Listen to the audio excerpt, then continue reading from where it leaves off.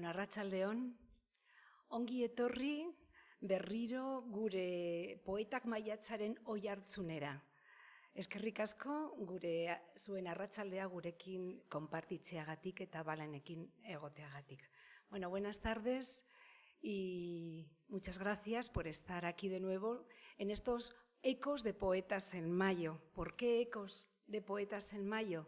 Porque tuvimos la fortuna de hace 3 años tener como invitado a Balan Rodrigo en el Festival Internacional de Poesía Poetas en Mayo.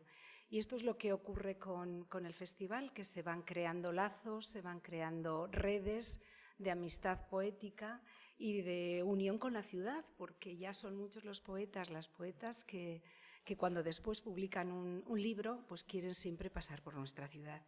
Y eso es un honor. Balan Rodrigo. Balan significa jaguar. Tiene cara de jaguar. En náhuatl. En maya, mocho. En maya, mocho. ¿Qué contaros de Balan? Bueno, pues muchas cosas. Él es...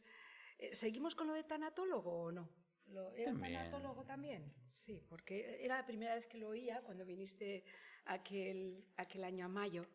Ahora os lo cuento. Balan Rodrigo nació en Villa de Comaltitlán, Soconusco, Chiapas, se puede decir el año porque es muy joven, 1974.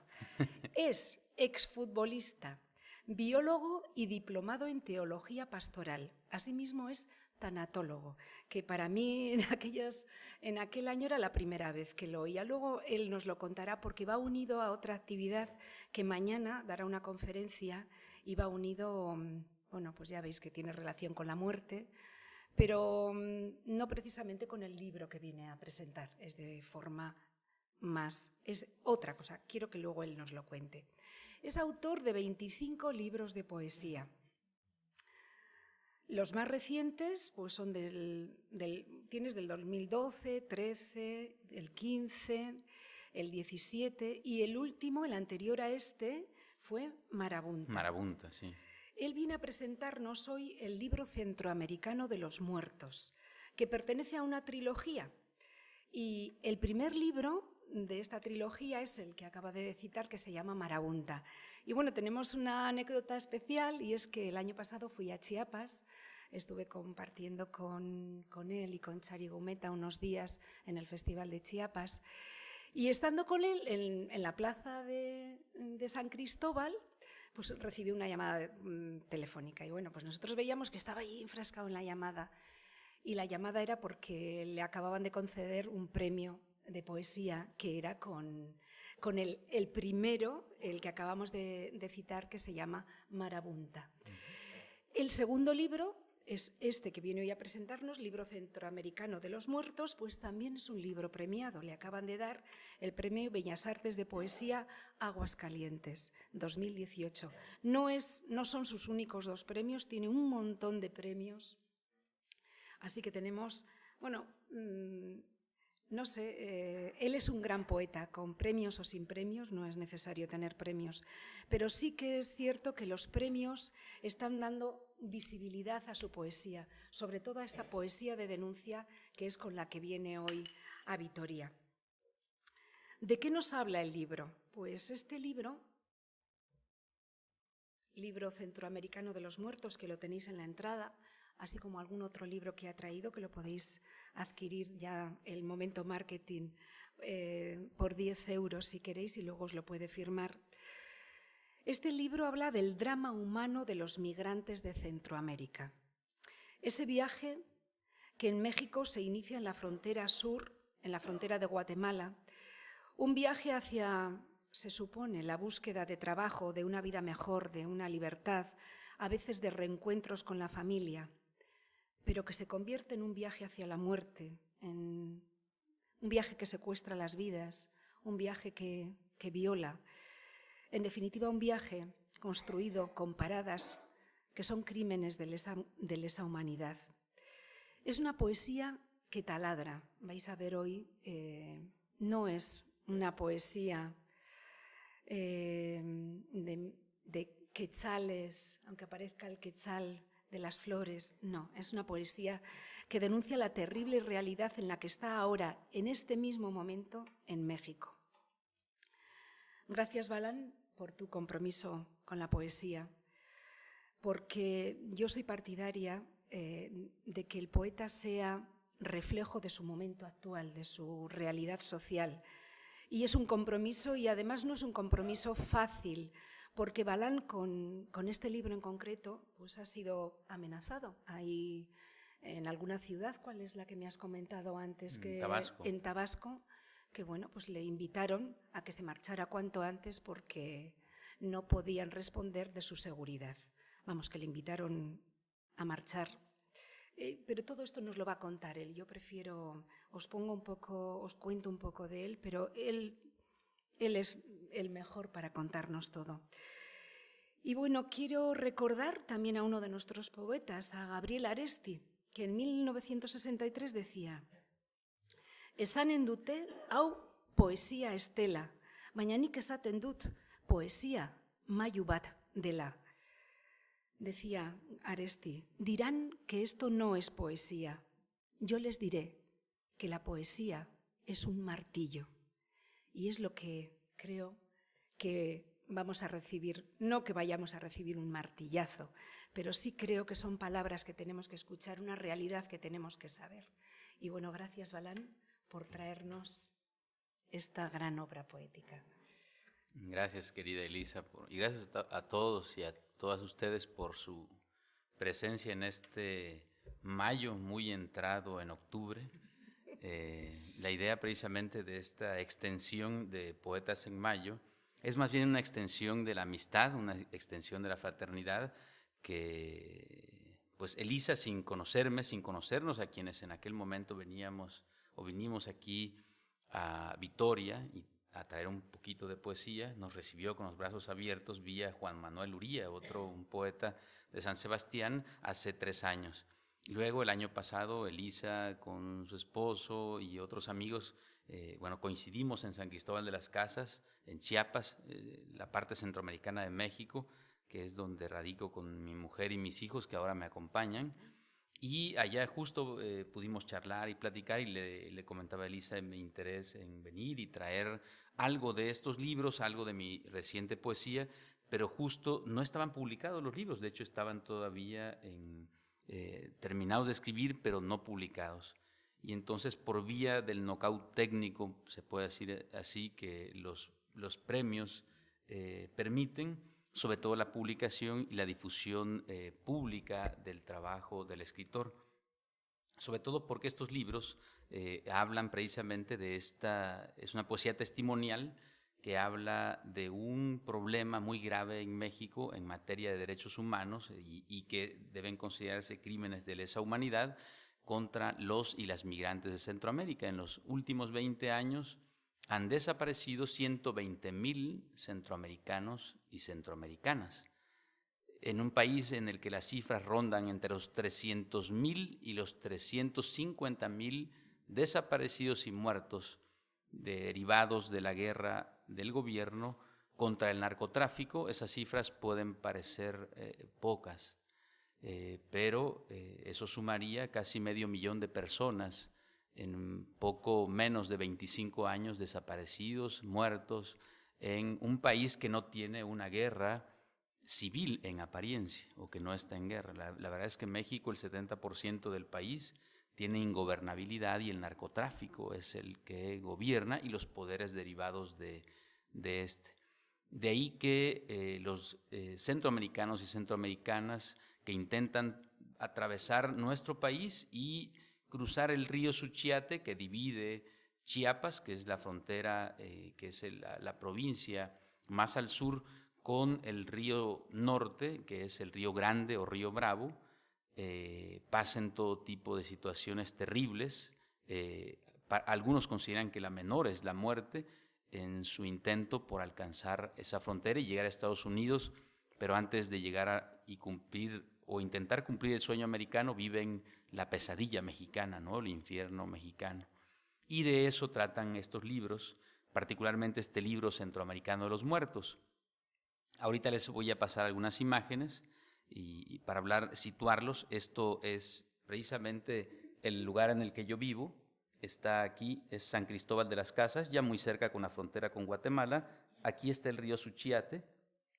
Todo esto es Chiapas, que es la parte centroamericana de México. Bueno, mucho más, México es Centroamérica, aunque políticamente se considere Norteamérica.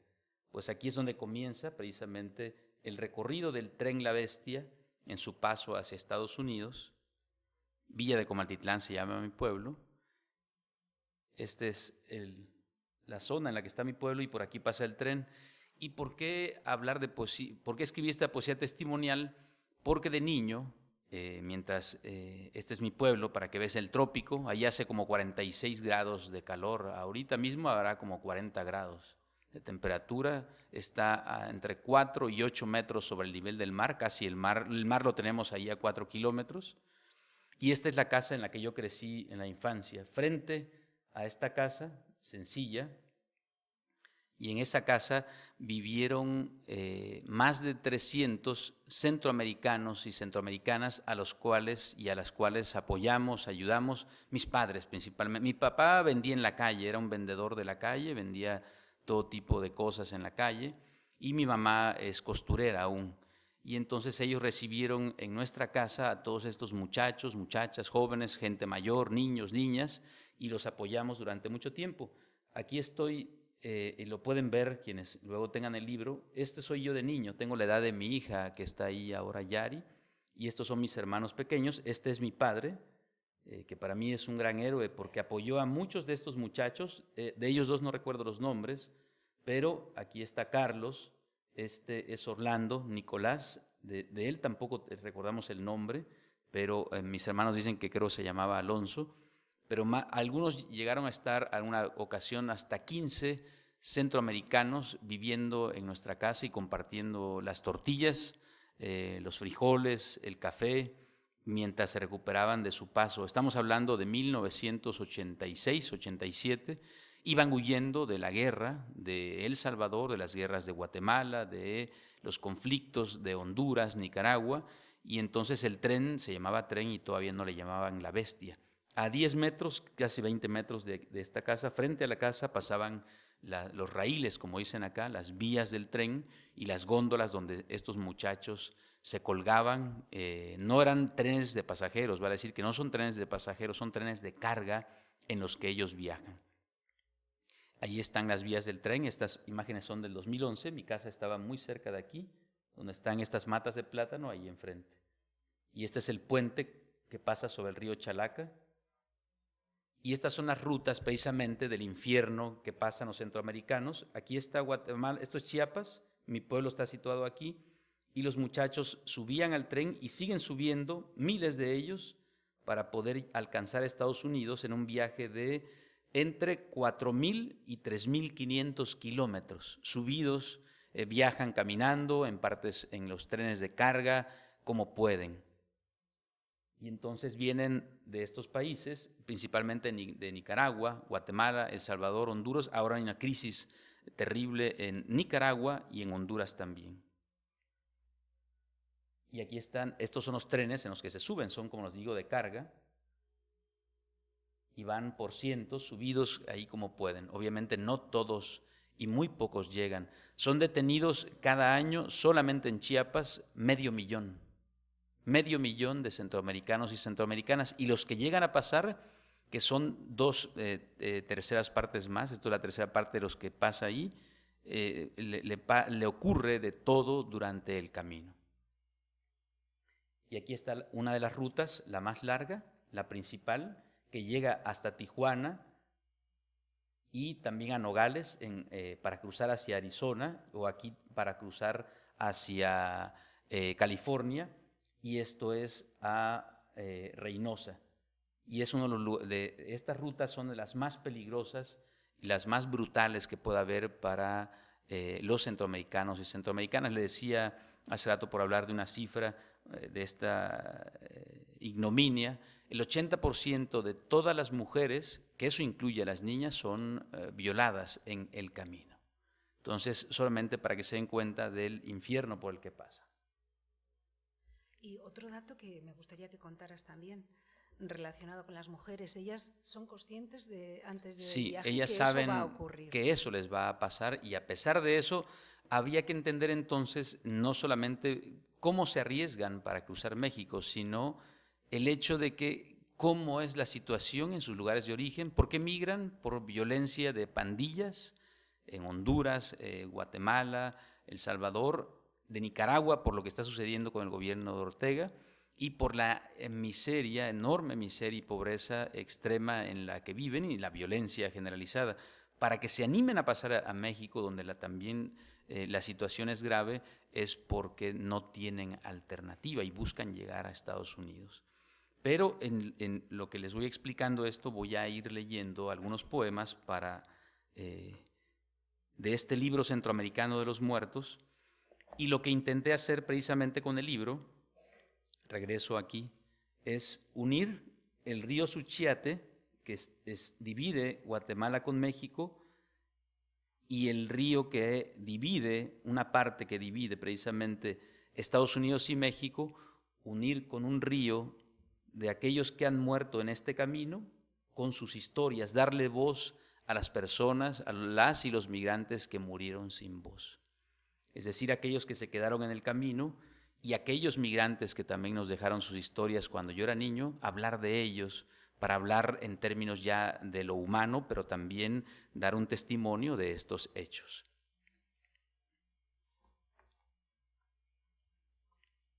Voy a iniciar con este poema que se llama Sermón del migrante bajo una ceiba. La ceiba es un árbol majestuoso, monumental, parecido al baobab, pero que es el árbol sagrado para los mesoamericanos, y en mi pueblo también es un árbol sagrado, es un árbol gigantesco. Y por eso se llama Sermón del migrante bajo una ceiba, porque bajo estos árboles se hacían las reuniones, y se siguen haciendo reuniones todavía que tienen importancia. Y Dios también estaba en el exilio, migrando sin término.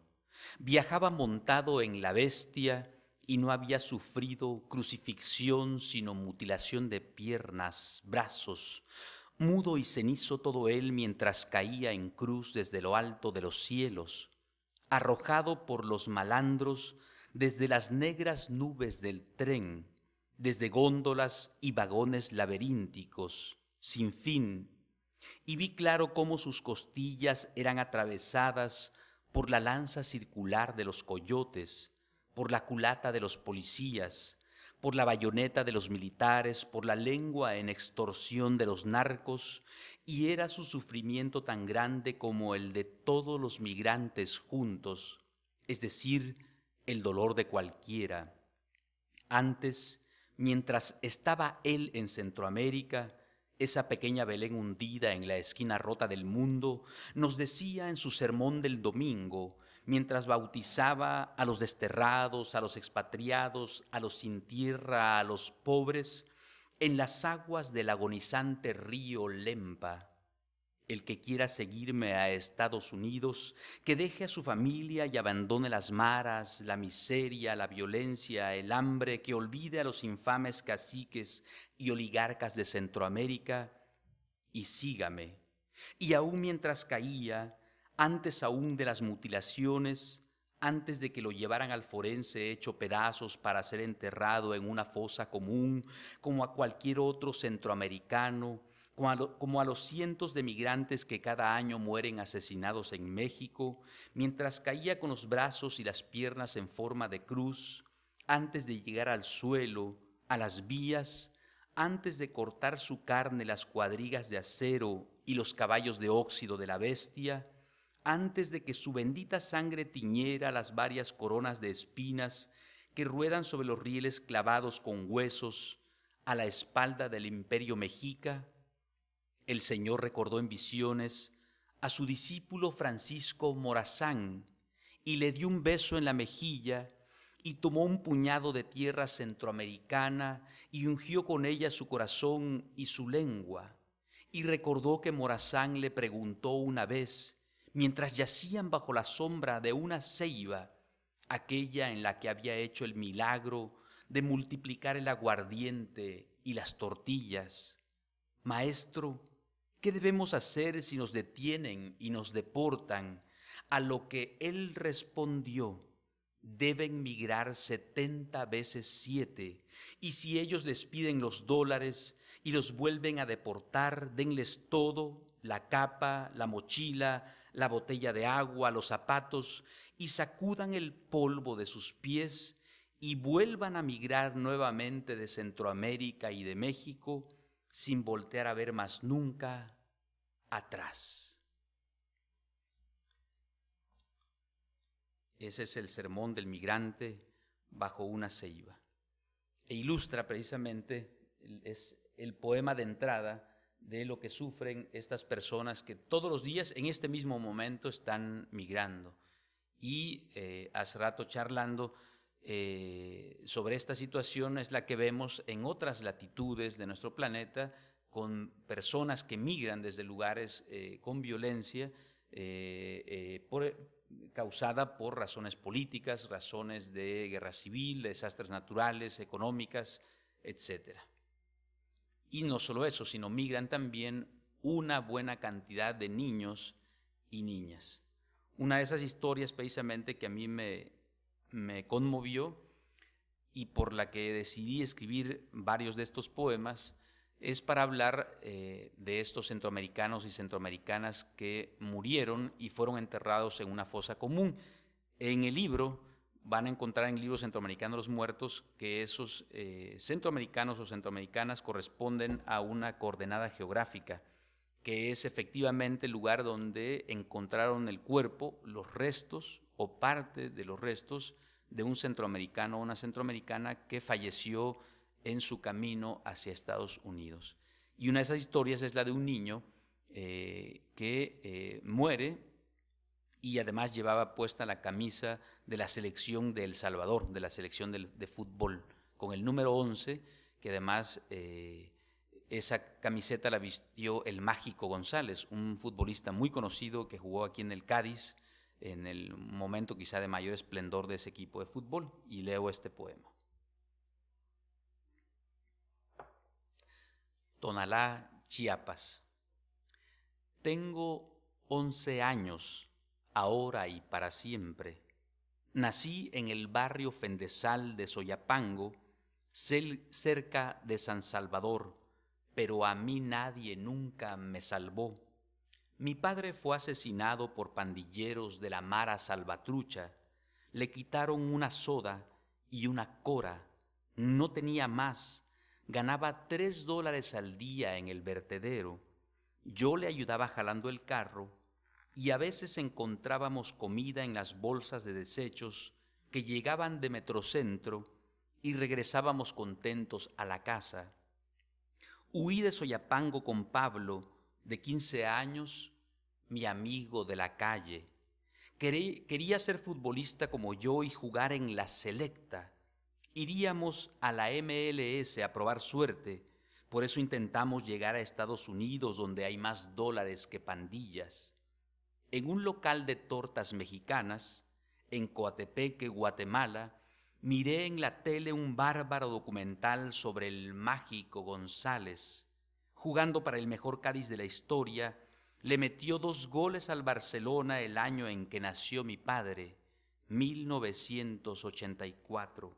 Lloré de la emoción. 2 días hasta llegar a la frontera con México. Atravesamos el río y subimos al tren La Bestia adelante de Tecún en Ciudad Hidalgo. Antes de Arriaga me quedé dormido y todavía sigo cayendo.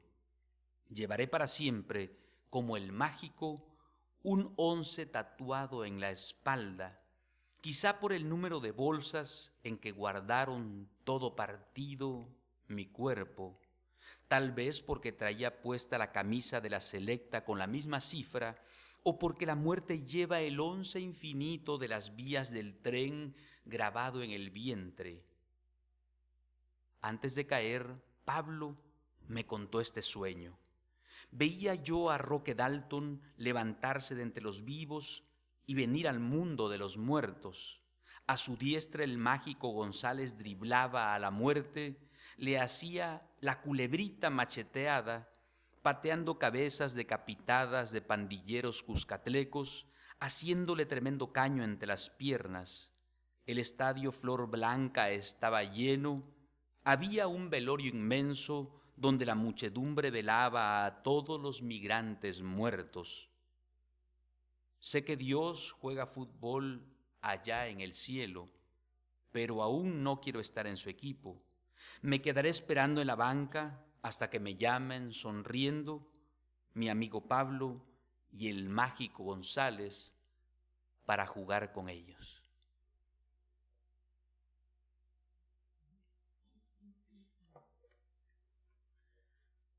Y estos miles de niños, niñas y de migrantes de todas las edades son, ¿qué les sucede en México que es lo más común?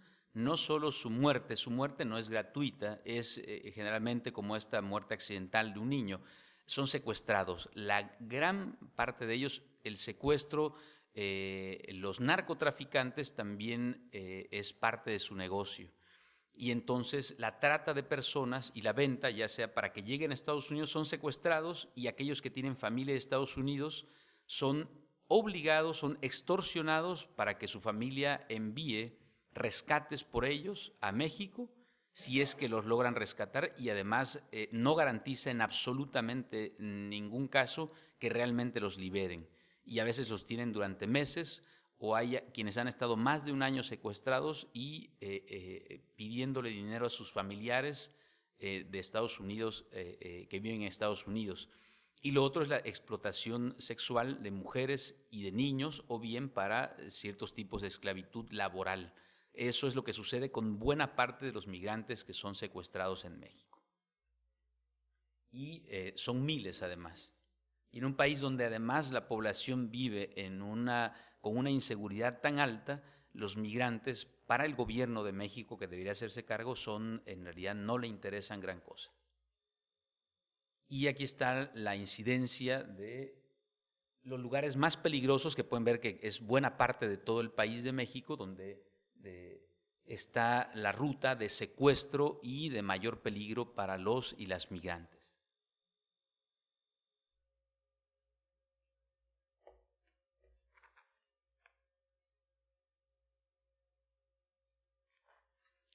Uno de los migrantes que vivió con nosotros en casa durante algún tiempo tenía el nombre de Carlos. Cuando comencé a escribir este libro, yo pensaba unir un río con un río de muertos, esos dos mundos, crear un río, una vuelta de los que quedaron sin voz al inframundo hacia el sur. Pero me di cuenta que también tenía que hablar de aquellos migrantes que vivieron en nuestra casa y que nos dejaron sus lecciones de amor, sus lecciones también de dolor, que compartieron con nosotros la tortilla y la sal. Y uno de ellos fue Carlos. Les leo un poema de este migrante. Recorríamos el camino a la finquita, saltando el cadáver largo de las vías del tren. Era el tiempo de secas, cuando los árboles de Guanacaste erguían la sombra corpulenta que aplastaba nuestros pasos y las huellas del ganado en las veredas hacia el potrero de Tomazón. Había en el aire un encendido olor a agua podrida, y las hojas en la ribera del río Badoancho semejaban esqueletos de peces cámbricos tendidos en la playa con su piel de clorofila y escamas color sepia que se descarnaban en los meandros junto a los fermentados higos de los grandes amates, delicia vegetal para el mordisco del sol. Exmilitar, salvadoreño, Carlos sembraba postes de madera en las lindes de nuestro terreno. Tenía los ojos inyectados por hondas raíces rojas. Recargado en un árbol de mandarina china, fumaba un grueso tocón de marihuana y parecía un marino vietnamita quemando la tea de sargazos que brillaba en el erizo negro de su boca. No le digan a su padre, ustedes nunca fumen esto. Levantaba el peso de los troncos cubiertos de diésel que hacían las veces de horcones y los hundía en las axilas del suelo. Luego las rellenábamos de tierra y piedras Al terminar, clavábamos las grampas y el alambre de púas en la cara externa de aquellos mástiles, pentagrama de espinosos cables, donde las notas vivas y emplumadas de los pájaros se posarían por las tardes para escribir, en su algarabía, música de Guanacastles. Carlos fue el primero en decirnos el nombre de aquella canción que pulsaba con necedad en la consola. Hotel California, dijo. No sé por qué, pero no le creímos. Cuando estaba en casa casi no hablaba o muy poco. Se quedaba en algún rincón del patio haciendo fantasmas de tabaco, pensando. Antes de marcharse, le dejó a mi padre unas gafas negras, como de luto. Fueron las primeras que usé para vencer al sol del Soconusco. Meses después, Carlos regresó a la casa ya en tiempo de agua, vestido de vaquero, con los ojos más pequeños, más rojos y más llenos de raíces que antes. Trabajaba de esbirro con uno de los mafiosos del pueblo. Entró a la casa callado, ausente, para tomar café. Olía a sudor, a velorio, a humo de marihuana. ¿Cómo les va en el colegio, muchachos? Bien, Carlos, bien. Hubiéramos querido que siguiera trabajando para mi padre, pero el sargazo de la hierba y una mejor plata lo llamaban con una voz más poderosa y profunda incluso que sus tribulaciones o el hambre. Sabíamos que rumiaba la tristeza de sus crímenes de guerra, que fumaba verde para aletargar el odio y el dolor del corazón. Nunca volvimos a verlo. No supimos si lo asesinaron o lo mató el tren, como él quería, o si pudo finalmente hospedarse en el Hotel California, bajo un cardumen de águilas gringas volando en círculos sobre su cabeza. Dicen algunos que lo mataron los narcos, otros que sigue preso en la cárcel. Ojalá Carlos haya montado en el tren de la tarde y descendido en las puertas de su hotel para luego enrollar en sábanas de papel cebolla su largo hachón de marihuana y así, en hondas bocanadas de niebla, fumar a nuestra salud hasta desatar los nudos del odio, del hambre y ese agudo alambre de púas que le ahorcaba la fruta podrida del corazón. Ese el poema de Carlos.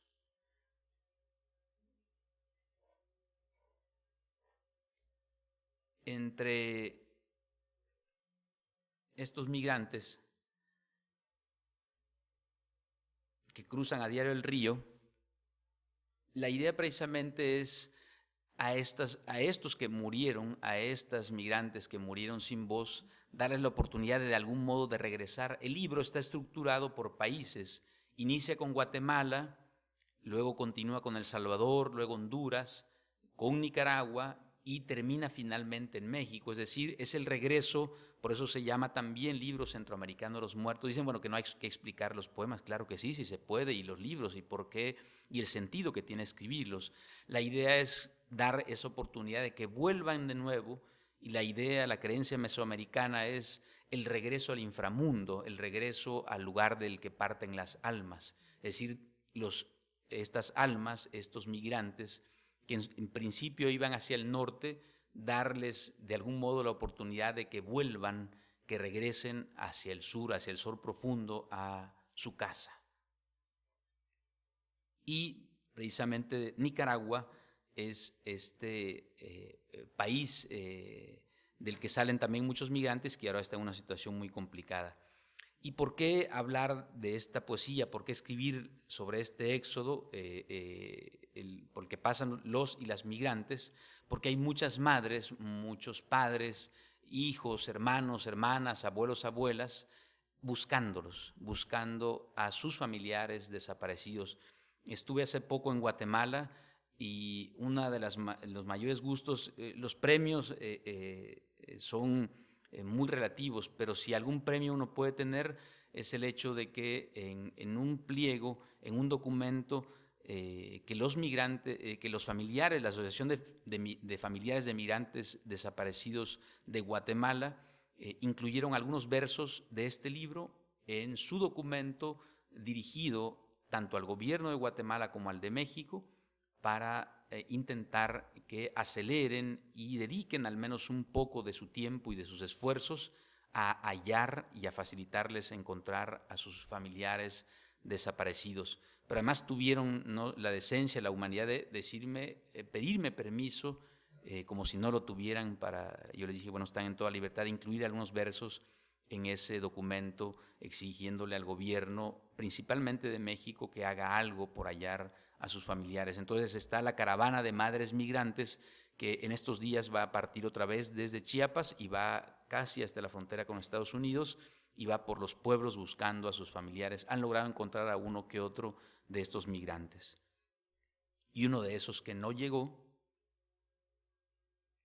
es este del que se conoció solo su primer nombre, Walter. Tultitlán, Estado de México. En vida me llamé Walter, y heme aquí, con mis huesos blanqueando el basurero municipal de Tultitlán, Estado de México. Crucé medio México y su odio entero montado en la bestia, y a veces a pie, sin respiro, para seguir mi sueño, escapar de la cuota serial de las pandillas y comprar con dólares algunos trastos y una estufa para mi madre. Jamás llegué, truncaron mi destino. Ahora no tengo descanso ni sepulcro. Solo espero el día de la resurrección para levantarme a la luz de la luna nicaragüense y tener una muerte mejor. Sería feliz si mi madre hiciera nacatamales y nesquizara el maíz en su fogón, pero sé que no llora por el humo. Allá en Managua otro estará con mi mujer. Uno más le tatuará mis hijos. No muy lejos de aquí, mis asesinos calzan mis zapatos, visten mis ropas. Policías municipales con más saña y más rabia que la de las pandillas. Arriba, las máquinas trituran lo poco que queda de mis huesos y un chucho mastica sin descanso mis últimos tendones. Dejé un breve recuerdo en el albergue del padre Alexander. Aquí estuvo Walter, originario de Managua, Nicaragua, Centroamérica, y aquí sigo. Sí, Elisa quiere leer algo y la idea además es que tengamos también un conversatorio. A mí me impresionó muchísimo cuando estuvimos hablando, y bueno, ya hace años, ¿no?, que conocemos el tema, cómo las mujeres que comentábamos antes, que ya saben que les va a ocurrir esto, pues bueno, toman precauciones. Es que es duro decirlo, pero toman anticonceptivos, en concreto una inyección, y luego a los lugares en los que saben que, bueno, pues ya lugares fronterizos, pues tienen que acudir a las farmacias. ¿Y qué ocurre? Pues que los precios de estas famosas inyecciones anticonceptivas pues está multiplicado por 1000. O sea, es terrible todo esto. No hemos comentado que los poemas, el título de los poemas son las coordenadas. Sí. Coordenadas donde ocurre el lugar. Luego pones entre paréntesis. Sí, donde ellos o ellas aparecieron muertos. Este es Sabinas, Coahuila. La indígena guatemalteca María N., de 19 años, murió en el río Bravo, del lado mexicano, y perdió la lucha por alcanzar un mejor futuro. México soltó sobre mí todos sus perros de presa, su virgen de las amputaciones, su violación masiva y patriarcal, sus niños clandestinos eyaculando asfixia sobre las vías y en el altar de la gonorrea, orando con gravedad de santos, la jauría de los asesinos del viento. Y nosotras, exhaustas, clandestinas y fugitivas del fuego nuevo, hincadas ante el aullido metálico de la bestia, trepanados nuestros cráneos por machetes, por balas que nos redimen de la inanición. Y los bárbaros, con el corazón más rabioso y amaestrado que un lebrel ejecutor. He aquí a los homicidas, a los profanadores, a los prevaricadores sin redención alguna, hinchados de alcohol en lupanares de humo, acariciando a sus bestias, babeantes, hienas al amparo de un amo demencial, oteando las vías del tren, filosas como las hojas de acero de una tijera gigantesca que yace en guardia, a la espera de una caída para recortar nuestros cuerpos con la torpeza inocente de un ángel párvulo que tiene entre sus manos un monigote de pan, un sexo de papel, y juega y cercena dulcemente alas y cabezas, ungiendo los pedazos con aceite pasmo, deleitándose en su risa imbécil, en el trepidante aullar de las góndolas y la máquina totémica que los arrastra sobre el cuerpo inerte de este país alargado, enteco, dejando a su paso lenguas y manos carcomidas por el sol. No obstante, es el sol de los desposeídos, sol de los desterrados, sol sin luz, que muere en este río, el río Bravo, abismo, entrada y pórtico del horror. Y termino ya con este, es una paráfrasis si alguien conoce a Augusto Monterroso, él escribió el que en algún tiempo se consideró el cuento más breve del mundo. Él es originario de Honduras, es guatemalteco hondureño y vivió mucho tiempo en México. Y entonces escribió un pequeño cuento que se llama el dinosaurio. Y entonces dice, y cuando despertó, el dinosaurio todavía estaba allí. Y entonces decidí hacerle un homenaje y una paráfrasis de para escribir este poema que se llama El Migrante y que resume esto en mucho, que dice, el migrante, y cuando despertó, la migra todavía estaba allí. Eso, la idea es entonces conversar con ustedes y que pregunten, que participen, para que comencemos el diálogo o lo continuemos. Bueno, eso es un poquito de Libro Centroamericano de los Muertos. Gracias, Elisa. Gracias a ti. Bueno, cuéntanos qué es un palimpsesto, porque vais a encontrar esa palabra dentro del prólogo, diríamos, ¿no? Que da inicio al libro. ¿Y cómo utilizas y cómo lo utilizas en este texto de...? Sí, a manera de epígrafes, utilicé fragmentos de la obra de Fray Bartolomé de las Casas, defensor de los indios, de la brevísima relación de la destrucción de las Indias, decía él. Y me di cuenta de que lo que relató Fray Bartolomé de las Casas era exactamente lo que estaba sucediendo con el genocidio que cometen. Ahora, cuando digo cometen, además se involucran aquí las autoridades militares y policíacas de todos los niveles en México que participan directamente como secuestradores, como vendedores de los migrantes, como asesinos de muchos de estos, en todos los niveles, porque están cooptados por el crimen organizado. La corrupción es altísima y el dinero es mucho, porque son miles de migrantes y son miles de millones de dólares que están en juego con eso. Y entonces, pues la idea con este libro era también exhibir y mostrar la ignominia y la inacción y sobre todo la acción directa de estos cuerpos de militares, de policía, de todos los niveles con esto. Y entonces me di cuenta que Fray Bartolomé de las Casas, en su defensa de los indios, de lo que estaba sucediendo con el genocidio causado por los colonizadores, era exactamente lo mismo que estaba sucediendo, porque él habla de los pueblos de Guatemala, de Honduras, de Nicaragua, de El Salvador, y simplemente después de 5 siglos sustituyendo donde decía el indígena, el indio de algunos de estos países por migrante de algunos de estos países, el escenario era igual de terrible, era el mismo genocidio.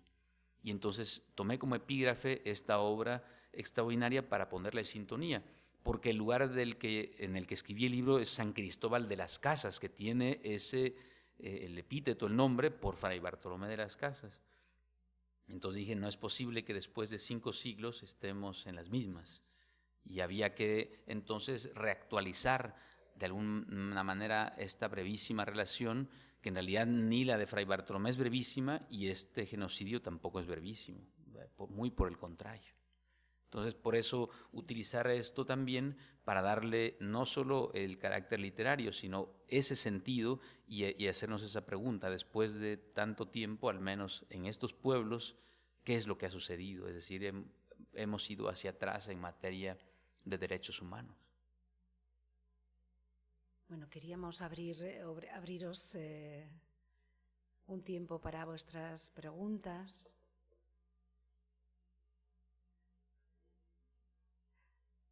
Pues yo sí que quería preguntarte, Balán, ¿se está haciendo algo? ¿Hay algún movimiento? ¿Hay alguna intención de que esta situación cambie? ¿Se puede hacer algo? Sí, aquí lo mejor que se hace está en la sociedad civil. Las personas son las que siempre ayudan al otro.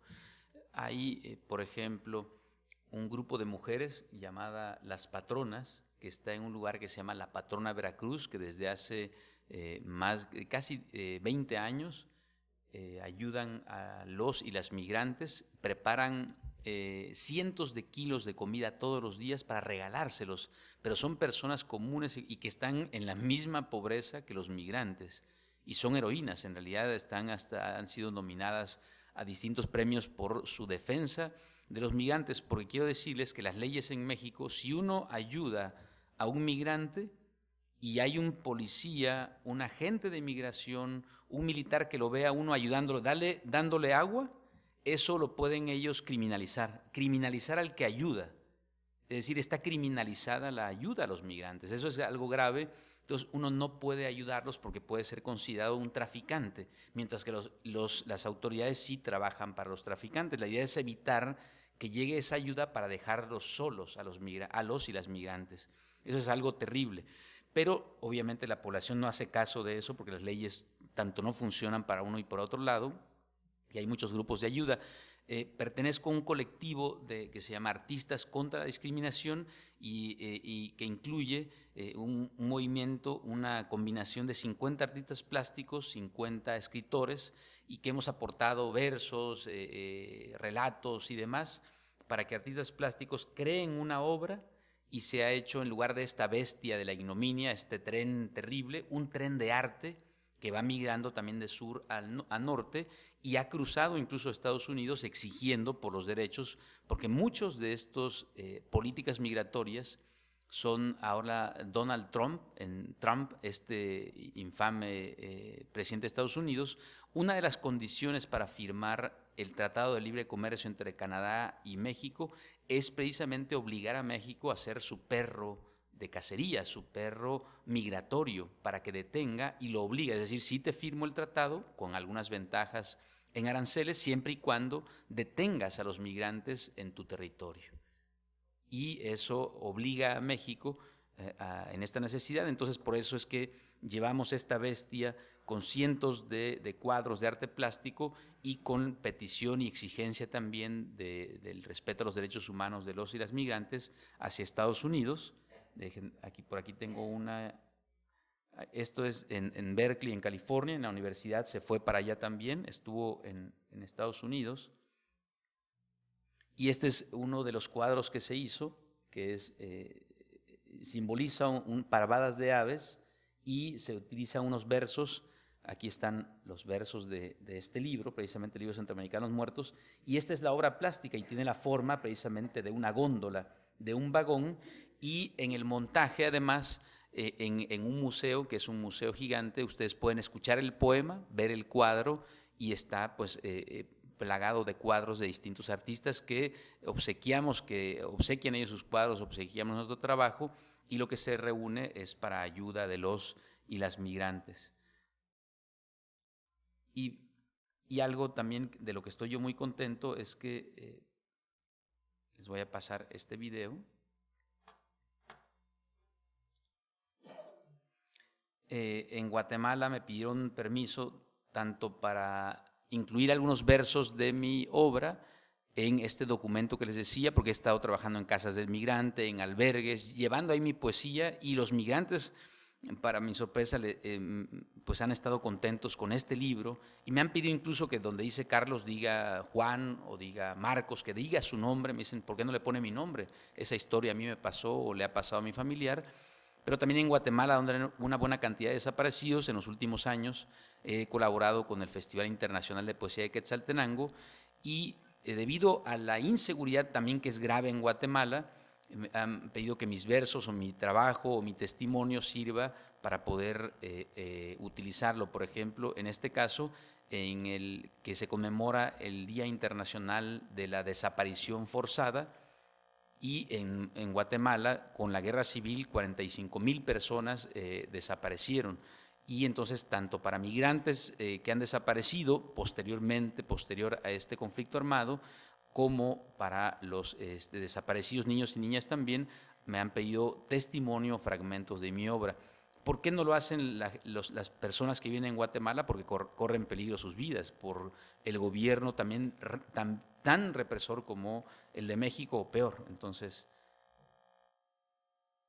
aunque no hable específicamente de cada uno de los 45,000 desaparecidos aquí en Guatemala, es una experiencia hermosa porque cuando leo un poema sobre un migrante desaparecido y muerto de determinada manera, eso permite que, además de que hablamos de esas desapariciones forzadas y de las desapariciones de los migrantes que han pues, perdido la vida o no sabemos dónde están en su camino hacia Estados Unidos y que su desaparición sucedió en México, se han acercado personas que han venido a escuchar y han participado escuchando los poemas que hemos leído y que he leído en el festival, y me han dicho, ese soy yo, esa es mi historia, me gusta lo que dijo ahí usted porque ese es mi hijo, me recuerda a mi tío, a mi papá, a un vecino que desapareció y que no sabemos dónde está.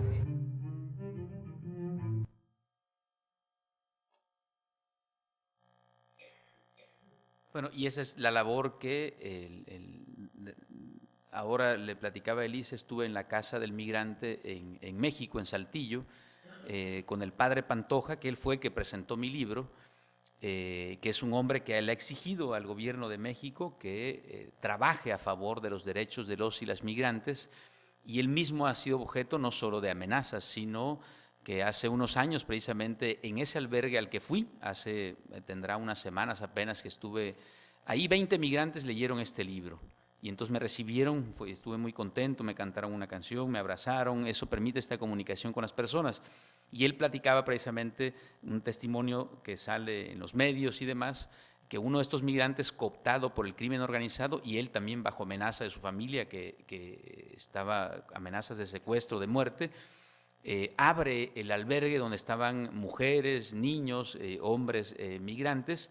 Entra el grupo de narcotraficantes que se denomina los Zetas, uno de los más brutales que hay en el mundo, y entonces secuestran a todos los migrantes, a casi 100 los que había en el albergue. Y al padre Pantoja además lo amenazan de muerte, y él les dice, bueno, pues mátenme. Y querían que él se hincara, y dijo, no, yo no voy a hincarme para que ustedes me maten, si me van a matar, me van a hacer, yo no me hinco más que ante Dios. Y entonces, si van a matarme, tienen que hacerlo aquí de pie, estando yo de pie. Bueno, el hombre logró que además no lo mataran, y finalmente logró que no se llevaran a mujeres y a los niños, solamente secuestraron a los hombres. Pero eso es a lo que se enfrenta un párroco, por ejemplo, que las tiene todas, pero obviamente es un párroco incómodo, tanto para los poderes eclesiásticos en México, que políticamente es incorrecto para cómo se dan las cosas en México. Y entonces esa es la labor del padre Pantoja y también de otro sacerdote que es Alejandro Solalinde, un párroco, un padre, un sacerdote católico italiano que está luchando también, y además ambos han sufrido atentados por parte de grupos de secuestradores de migrantes del narcotráfico, han sido ametrallados sus vehículos, han sufrido atentados por su defensa a ultranza de los migrantes. Ahí la situación es esa, pues, ¿no? Me gustaría, bueno, no sé si es una pregunta, ¿cuál es la relación entre la tanatología y este libro, si la hay? Quiero decir, no sé si es tu profesión, si... Sí, le puse este nombre, Libro Centroamericano de los Muertos, pero además coincide, digamos, por azar,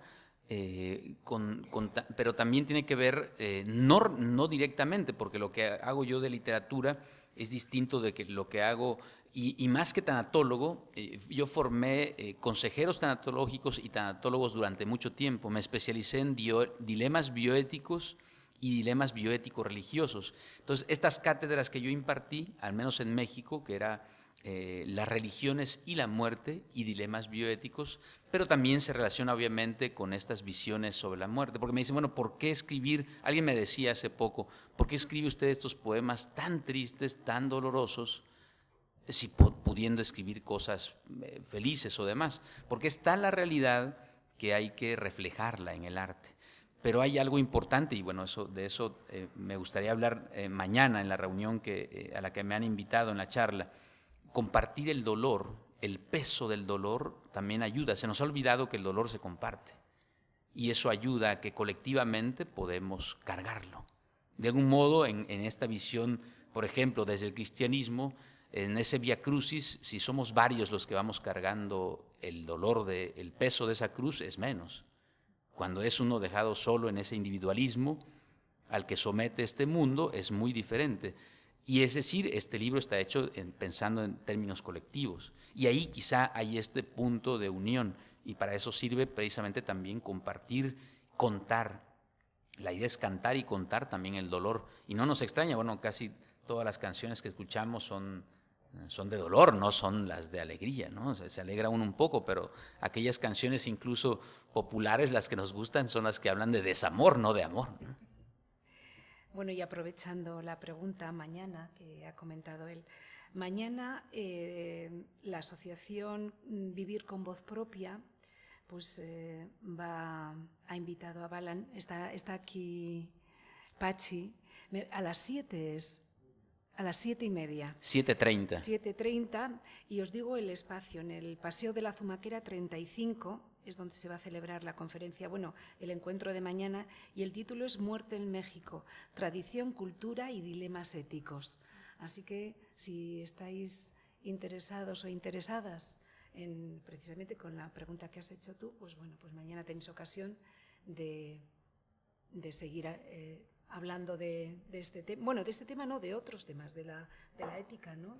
Sí, y bueno, de las religiones en relación con esa pregunta, ¿por qué hablar de estos muertos? Porque no tuvieron voz, no tuvieron oportunidad, y creo yo que es para infamar de algún modo, por decirlo así, a estos moridores, a esta gente que los mata, que les hace de todo, y para decir, aquí está la vida a través del arte permite una continuidad, y también sobre todo hablar de la condición humana, cualquiera que sea esta su manifestación. Por eso es tan necesario decirlo desde el arte también.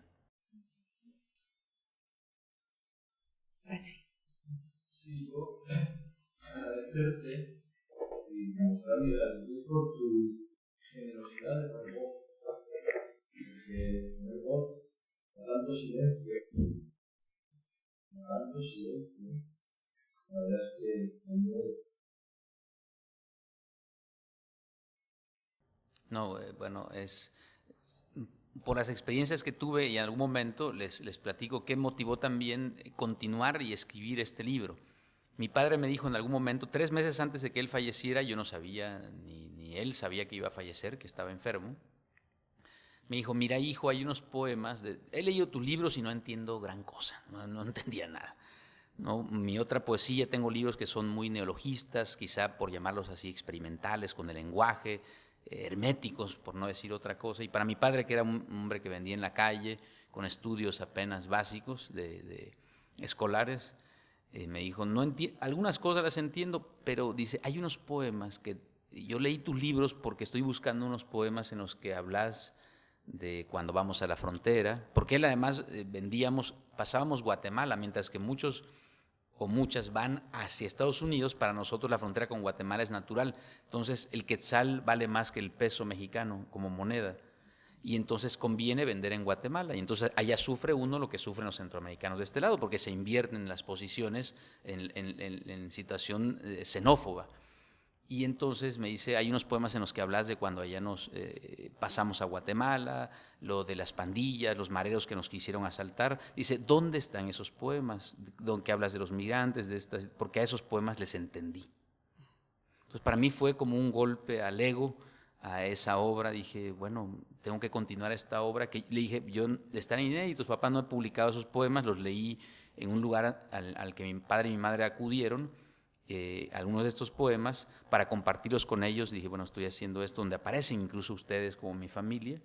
Y entonces, cuando él fallece, me hice el compromiso de escribir estos libros por la labor que ellos, mi madre y mi padre, hicieron para con los migrantes, y en memoria también de él, para hablar un poquito y darle voz, con la voz que tienen ellos, es decir, hablar con ese lenguaje quizá crudo, llano, directo, brutal, y decirlo, lo que dice Pachi. A mí me decían algunos amigos o críticos de la poesía, conocedores, que había equivocado el camino, y decía, ya te equivocaste, te metiste en a hablar de cosas de las que no se debe hablar. Esa poesía va por muy mal camino. Ahora estoy contento porque me vi necio y hasta obtuvieron algún premio. ¿Por qué insistir en eso? Porque permite la visibilización de algo que estaba, y de hecho los libros fueron hechos a un lado una y otra vez. Y aquí lo voy a decir, este libro, una de las cosas que me animó a enviarlo al Premio Nacional de Poesía de México, que es el que obtuvo este año, fue el hecho que fue finalista este libro en el Premio de Poesía Gabriel Celaya, aquí en el País Vasco, en San Sebastián. Entonces dije, sí, del otro lado del mundo, estos poemas dijeron algo, de 200 libros, de más de 200 libros quedaron entre los 5 finalistas. Bueno, yo creo que ¿por qué en mi país no? A pesar de eso, bueno, nadie es profeta en su tierra, pero dije, eso me ayudó a mí. Mi libro no ganó, pero el hecho de que fuera finalista me animó, me dio también la fuerza para enviarlo a ese premio de poesía. Y afortunadamente el jurado se arriesgó con el libro. Ahora sigue sufriendo porque, a pesar de ser bien publicado y demás, se ha buscado no apoyarme en las presentaciones. O sea, la editorial no me da libros, no me llegan a Chiapas, y buscan darle poca visibilización por sus medios, pero el libro se va abriendo paso poco a poco, y eso es lo que más importa, porque llega a sus lectores insospechados como los de acá. Gracias, Pachi. ¿Alguna pregunta más? Pues bueno, tenéis a vuestra disposición el libro, si queréis, y os lo puede firmar en este Sí, ratito se los que puedo nos firmar, queda. ahí Sí. traje algún puñado de estos libros. Y bueno, pues creo que entendemos bien las palabras que he leído antes de Gabriel Aresti. Dirán que esto no es poesía, y yo les diré que la poesía es un martillo. Bueno, eskerrik asko guztioi. Eskerrik asko. Eskerrik asko, Alan. Eta hurrengo arte, porque hurrengoa izango da hirugarrena. Ha dicho que era una trilogía. Ya conocemos 2, y entonces nos falta la tercera, que será un ensayo. Es un libro de ensayo. Y bueno, pues aquí te recibiremos con los brazos abiertos. Sí, vendremos otra vez a extender mayo, ¿no? A Vitoria. Bueno, eskerrik asko. Muchas gracias.